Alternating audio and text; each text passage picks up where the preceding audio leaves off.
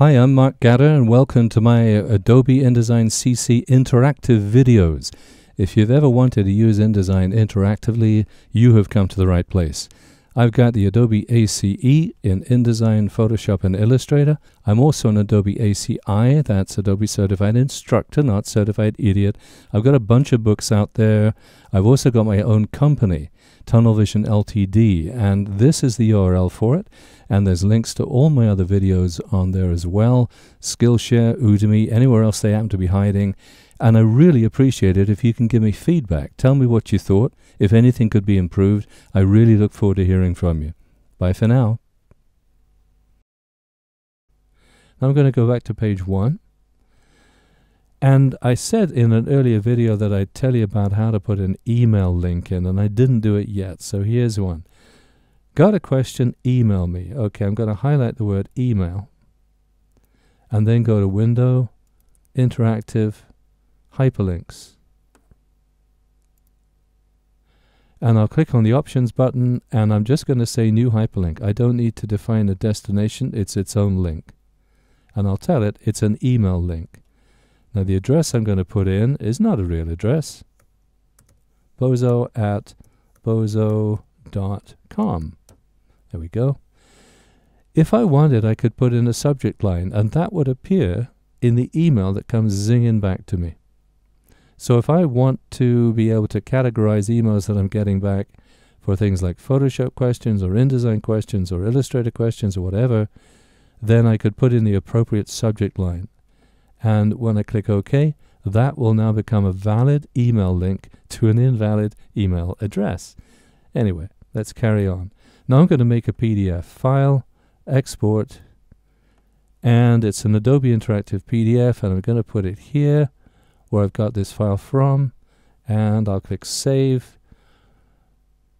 If I want, I could go to compression and just make sure that that's set to maximum quality in 144, which means it's good enough to look at on screen and to print out to a desktop printer.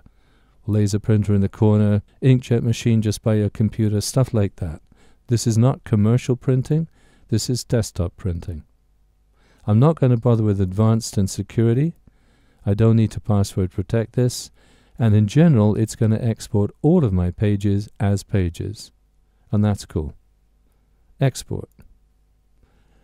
There is overset text. That means there's a red cross showing at the bottom right corner of the text frames on those pages.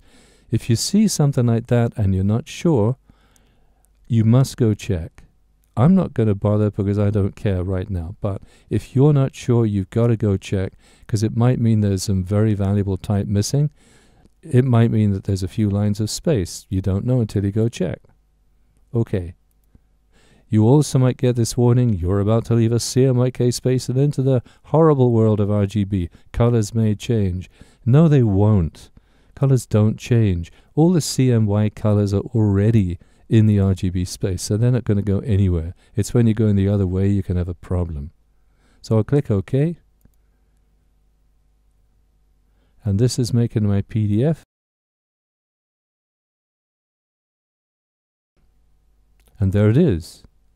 Now, if I click on that, it will try and email me. I don't have the email set up. It's a non-valid email address anyway, but you can see it says mail to bozo.com. This is already an interactive table of contents, but if I click on this, I get the Acrobat table of contents, which shows me my bookmarks. And there's page 5, there's page 9, there's the picture that I highlighted, and here's the text that I highlighted. So they all work. Now how about the page transitions? I didn't notice a fade when I went from one page to another just then, and I bet you didn't either. And that's because we are not in presentation mode. But now we are, and what I did to get here was press Command or Control L. Now if I use the arrow keys to try and get around in my document, now I've got a page fade.